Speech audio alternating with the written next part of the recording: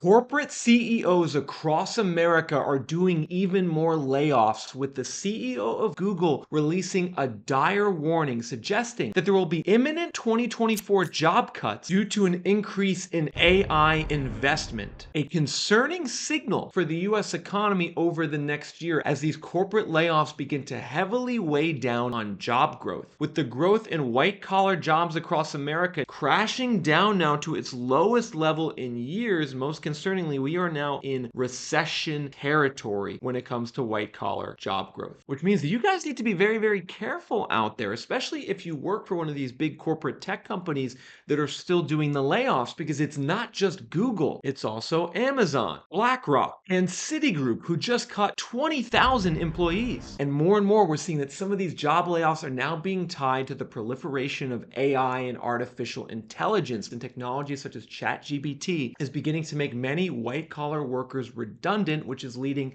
to their jobs getting cut. With most recently Duolingo, a language learning application, cutting 10% of its contractors as it uses more AI to create app content. Duolingo said that we just no longer need as many people to do the type of work of some of these contractors, with part of that being attributed to AI. And my big concern here is twofold, everyone, for both the state of the economy and the stock market and the housing market. And it's that not only do we have AI coming for a lot of the high-paying white-collar professions, we also have a big bubble still in white-collar employment. And it's this bubble that has started to pop over the last year, but will continue to pop into the future, because so many of these big corporations, they just overhired. They hired way too many people during the pandemic and before the pandemic, and now we're in the situation where we're just stuck in this kind of perpetual mode of these companies continuing to lay off workers. Folks, I want you to take a look at this graph. If you're someone who's trying to understand the state of the economy and where it's heading, very important you understand what this graph is telling you. It's showing two lines. The top line is the number of blue-collar workers in America who work in industries such as manufacturing and restaurant service and construction. You can see the amount of blue-collar workers has not really grown by very much since 1980, when it was at 32 million, today where it's at 38 million. However, in the process, the orange line, the number of white-collar workers who work in tech, finance, accounting, information systems, software, the amount of white-collar jobs has exploded from 15 million in 1980 all the way up to 35 million today. So today we have almost the same amount of white-collar jobs as we do blue-collar jobs. And my ultimate suspicion and fear is that this situation isn't going to last, and that we're going to see this white-collar job figure start to go down over the next several years. And as that happens, it's going to rob the economy of a lot of consumer spending power, because a lot of these jobs that are being laid off right now and being made redundant due to AI, they often have very high salaries attached to them. You know, software developers who have been negatively impacted by the tech downturn over the last year and a half, they typically make anywhere from $150,000 to $250,000 a year. And so if a bunch of those jobs get eliminated, that's going to have a big downward impact on consumer spending in the economy. Moreover, in banking and finance, we're seeing big layoffs right now. Those jobs also tend to be very high paying, which means less money going into the economy, especially in cities where these jobs tend to cluster. Because if we look at this layoffs tracker from layoffs.fyi, what do we see, folks? Where are the cities where most of these layoffs are based? Well, you can see it's a lot of San Francisco Bay Area. You know, we see Uber Freight laid off in the San Francisco Bay Area. We see Instagram laid off in the Bay Area. We see Discord laid off in the Bay Area. So you can see here we have a lot of New York City. We also have quite a bit of Seattle popping up. We have more Seattle. We have Denver. We even have YouTube now laying people off here in the Bay Area. And actually, I want to point you to one here that was intriguing to me. Wayfair in Boston. This was a recent layoff announcement. Now, Wayfair is a company that employs 11,000 people globally. They're an e-commerce company that focuses on selling furniture and home goods online. And here's what they just did. They just laid off 13% of their workforce weeks after telling employees to quote unquote work harder. The company now laying off 1,700 employees, with CEO Niraj Shah saying that nearly 20% of the layoffs will be on the corporate team, with the job reduction saving Wayfair an estimated $280 million annually. As a result of these layoffs, Wayfair's stock price soared 16% in pre-market trading, which is another crazy thing about these corporate layoffs, everyone, is that the more that we're seeing them happen, the more we're seeing actually the stock prices of the companies that are doing the layoffs, they're surging. Something similar a couple months ago happened when Spotify, the music streaming service, saw their shares jump 8% on layoff news when they said they would cut 17% of their global workforce. That's something that added 2.6 billion to the streaming giant's market capitalization. And so if Wall Street is rewarding the corporate CEOs for doing these job cuts and increasing the quote unquote efficiency of their company, you can bet that these layoffs will continue into the future, especially due to this AI situation, everyone. And I know AI is controversial. There's a lot of disagreement among people about how much AI is actually going to change the landscape for hiring in America. Some people seem to think in the long run that AI is actually going to increase the productivity of workers and potentially could lead to wage gains in the long term. But for right now, it seems like there's a lot of low-hanging fruit in the corporate world for these CEOs to cut based on just wanting to achieve efficiency, or because AI is now able to do the job of some workers, particularly in corporate media, with NBC News reporting that mass layoffs are now hitting Sports Illustrated, the famed sports magazine. This is a storied publication that drew headlines last fall after reports surfaced that it appeared to have published AI-generated stories, photos, and authors, with their parent company Arena Group announcing a significant reduction in workforce comprising 100 employees, cost-cutting measures to initiate a transformative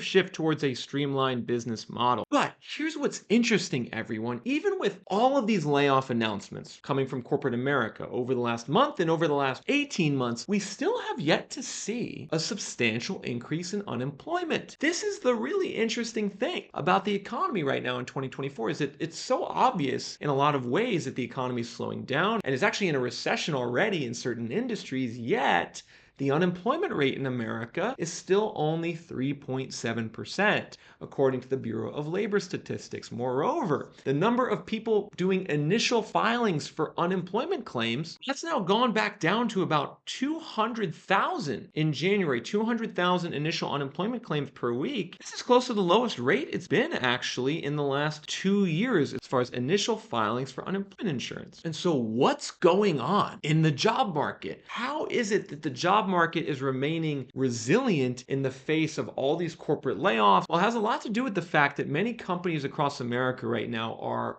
hoarding labor. Lots of companies hired and overhired during the pandemic, and many of them have been hesitant to start doing layoffs even in the face of declining earnings and profit. Lots of companies, they got burned in 2020 and 2021 by not having enough workers. One great example of this would be the airlines. Companies like Delta Airlines basically paid their pilots to do early retirement in 2020 and 2021 because they couldn't really fly the planes. Well, fast forward 2 years and there's now a pilot shortage, and Delta's wishing they didn't do that. So I think there's lots of companies that went too far in terms of laying people off during the pandemic who now are hesitant to do it, even in the face of declining earnings, particularly in regards to small businesses, everyone. Small businesses, they're the lifeblood of the US economy. They account for about 50% of employment, and many of these small businesses, they're having a very rough time right now. They're super pessimistic about the economy. Their earnings are going down. However, despite that, they still haven't started laying people off. With the NFIB Small Business Economic Trends Report showing that a net 40% of small businesses still have current job openings. You can see that this job openings rate has come down for small businesses, but it's still above where it was during the pandemic. So small businesses still have unfilled job openings, even though a huge amount of them are reporting declining earnings. About 25% more small businesses reported declining earnings than increasing earnings in the last month, which is one of the worst performances that we've seen going back 40 years. So we have clear indications that many parts of the mainstream economy are struggling. Earnings are going down. There's lots of pessimism, yet there's still unfilled job openings, and the layoffs haven't started yet on Main Street in America, as well as for many larger private companies. And that helps explain this situation of why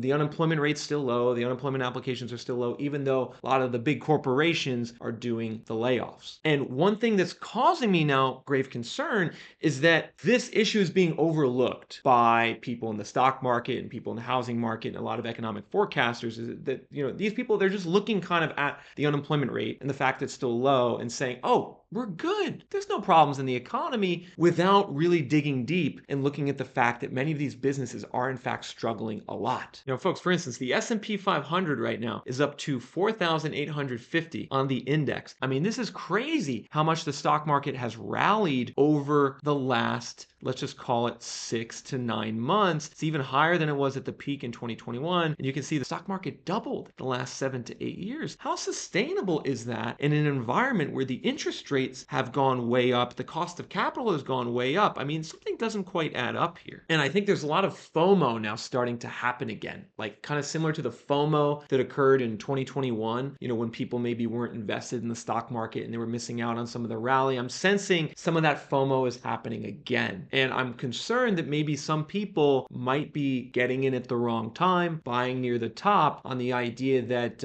hey, the recession really hasn't happened yet. The mass layoffs really haven't happened yet, so they're just not going to happen. Lots of people are starting to think that, so they're saying, hey, let me buy this overvalued stock, maybe even let me buy this overvalued house. However, folks, you just got to remember that things are still very, very expensive. Stock prices, home prices, they are both in near record bubbles in terms of their valuations relative to income and earnings, suggesting that a lot would need to go right from here on out for the current valuation levels to sustain themselves or grow. And of course, one thing everyone seems to be banking on is the big Fed pivot to come save the day. Lots of people are thinking the Federal Reserve is going to do 5 to 6 rate cuts in 2024, which has caused the markets to go a little bit crazy. But folks, I think at some point, this big slowdown we're seeing in corporate hiring, the layoffs in corporate hiring, and the white collar recession that's occurring and a lot of these high paying jobs will at some point start to drag on the economy. Individually, each of these companies, their stock price booms when they announce these layoffs because it adds to the bottom line and reduces the expenses. However, if enough people are eventually laid off, that will have a negative impact on consumer spending. And I think in particular, we're seeing a secular shift occur right now where the white collar industries, the white collar jobs, they're going to struggle for the foreseeable future, while the blue collar jobs, the in-person jobs, they're going to do better. Because I'm going to conclude this video by showing you guys this graph. Pay attention to this graph because this shows the number of job openings on Indeed indexed to their pre-pandemic level for different industries. And what do you notice, everyone? We can see here that software job openings on Indeed, job postings, they're now down 28% from their pre-pandemic levels. So, the software job openings surged in 2022. We had this over hiring, and now we're completely in the opposite situation. No one's hiring for software. They're doing lots of layoffs. This is likely to be a situation that lasts for a while. In addition, we're seeing banking job postings on Indeed. They are now 6% below their pre-pandemic norms. Similar situation in banking. We had a big surge, and now hiring is way down. However, not all industries are like this, everyone. We're actually still seeing strong hiring in certain blue-collar sectors where, people by and large have to show up for work in person. They can't work from home, and in general, they earn a lower wage than these professional services jobs. We're seeing strong hiring still in construction, where the job hiring index is at 152, meaning 52% more job postings on Indeed for construction than before the pandemic, as well as food service and preparation, job index of 121, meaning 21% more job postings on Indeed than before the pandemic. So this is a great example of the point I'm trying to outline in this video of the economy is still going strong for in-person, more blue-collar professions, whereas it is sputtering and already in a recession for white collar jobs. And if you guys want to learn more about my predictions for where the economy and the housing market is heading in 2024, I would encourage you to hit the join button below. That gives you access to exclusive channel member videos that only you, as well as the 3,000 other channel members here, can see. Every 1 to 2 weeks, I produce a new channel member video. My most recent one was predictions for the cities where home prices would drop the most in 2024 based on some new data that I've developed. If you want to see that video, you can watch it right now by clicking it and then hitting the join button, becoming a channel member. The cost is $5 a month.